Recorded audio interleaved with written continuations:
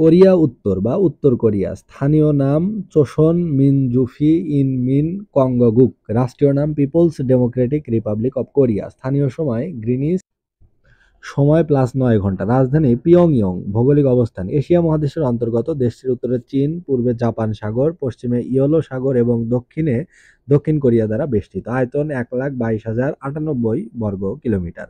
লোক সংখ্যা 2,24,00,000। জনসংখ্যার 99.8 কোরিয়ান এবং 2% চীনা বংশোদ্ভূত। ভাষা সরকারি ভাষা কোরিয়ান। মুদ্রা উন। 1 উন সমান 100 চোন। ভূপ্রকৃতি উত্তর কোরিয়ার দক্ষিণাংশে দক্ষিণ কোরিয়া। দুটো দেশের মাঝ বরাবর আছে একটি আগ্নেয় পর্বতমালা।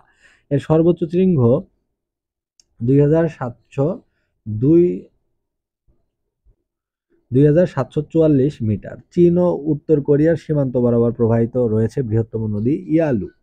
ইয়ালু নদী বিধৌত অঞ্চল উর্বর ও জলাভূমি। দক্ষিণ পশ্চিমের 74 ভাগ ভূমি বনাঞ্চলে ঘেরা। দেশের 18 ভাগ জমি আবাদযোগ্য।